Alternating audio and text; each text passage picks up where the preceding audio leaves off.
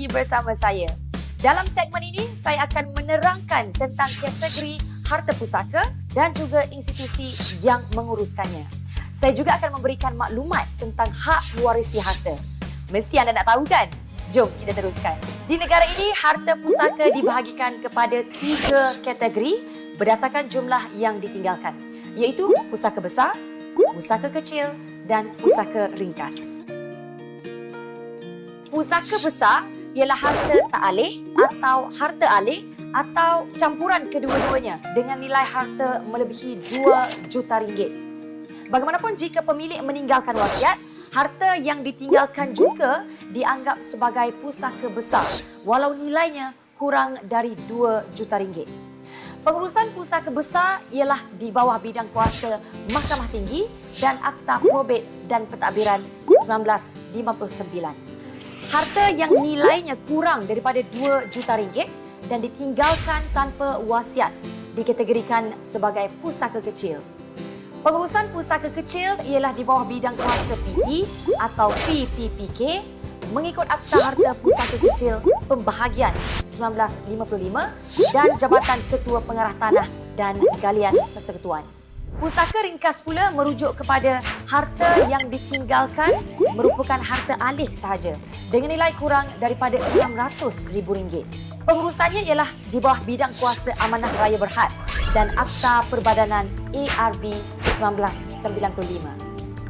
Pentadbiran harta pusaka di negara ini diuruskan oleh 4 institusi utama, iaitu Mahkamah Tinggi, Mahkamah Sivil, Jabatan Ketua Pengarah Tanah dan Galian Persekutuan JKPTG dan Amanah Raya Berhad. Keempat-empat institusi ini mempunyai bidang kuasa yang berlainan berdasarkan kategori, nilai harta dan jenis harta. Setakat ini kita telah pun mengetahui mengenai asas pengurusan harta pusaka dan undang-undang serta institusi berkaitan dalam proses tuntutannya. Persoalannya ialah mengapa begitu penting untuk menguruskan harta ketika kita masih hidup? Jawapannya ialah kerana dengan merancang harta pusaka, banyak masalah dapat dielakkan seperti pertelagahan dan pertikaian antarwaris. Kedua, mengelakkan waris daripada terbeban dengan hutang yang ditinggalkan si mati.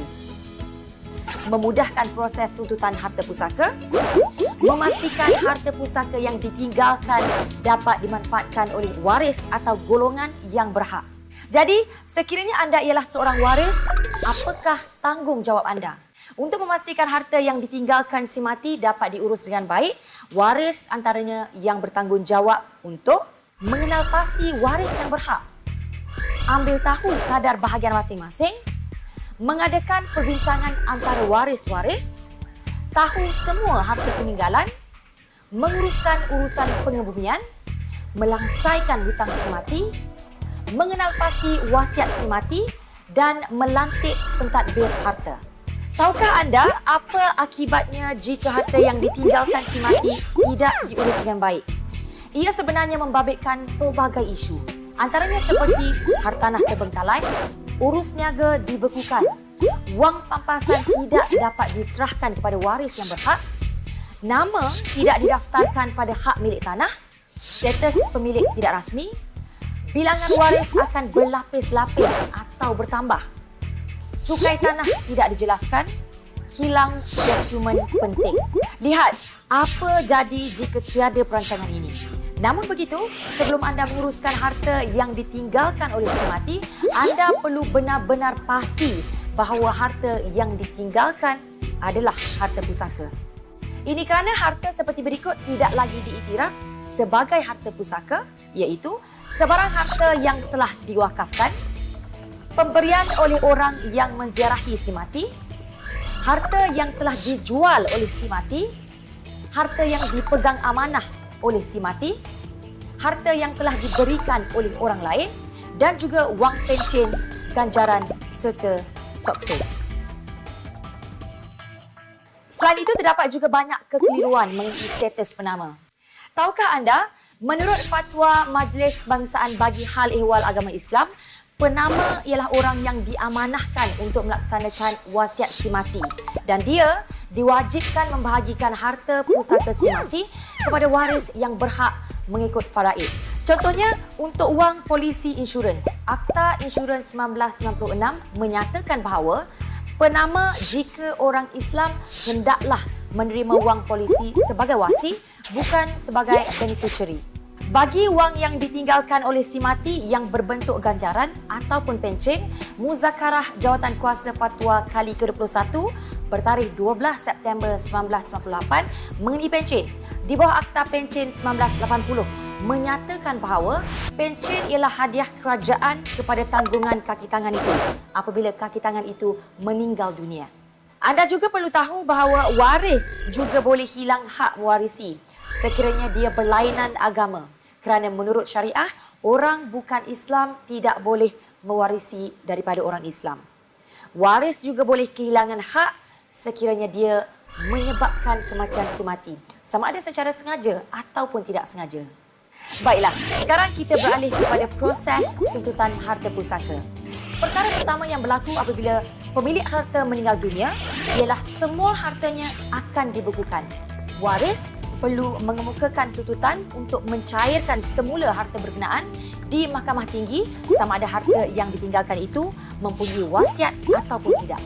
Waris atau wakil yang dilantik perlu memohon untuk mendapatkan surat kuasa mentadbir yang merupakan dokumen penting untuk mencairkan semua aset yang dibekukan. Anggaran tempoh untuk mendapatkan surat kuasa tadbir ini ialah antara 6 hingga 12 bulan untuk harta tanpa wasiat dan antara 3 hingga 6 bulan untuk harta berwasiat. Namun tempoh ini hanyalah anggaran minimum sekiranya tiada perbalahan antara waris, terutamanya dalam menentukan siapa yang layak menjadi pentadbir. Bagi orang Islam, pembahagian harta pusaka kemudiannya perlulah mengikut kaedah faraid, manakala bagi bukan Islam, ia tertakluk kepada Akta Pembahagian 1958. Namun, jika ada wasiat ditinggalkan, adalah sebaiknya waris bermuafakat untuk mencapai persetujuan. Dalam Islam, hak mewarisi ialah berdasarkan kepada pertalian darah dengan si mati, seperti ibu, bapa, anak lelaki, anak perempuan. Perkahwinan, iaitu isteri atau suami. Dan sekiranya tiada waris, harta si mati akan diserahkan kepada Baitul Mal, iaitu sebuah institusi Islam. Sekarang mesti anda dah jelaskan tentang kategori harta pusaka dan institusi yang menguruskannya. Saya juga ada terangkan tentang hak mewarisi harta pusaka. Mesti anda rasa anda perlu tahu lagi kan tentang ini? Jadi, untuk segmen seterusnya, saya akan terangkan kepada anda tentang faraid dan instrumen pengurusan harta yang dibenarkan dalam Islam. Mesti anda teruja nak tahu kan? Jom ikut saya.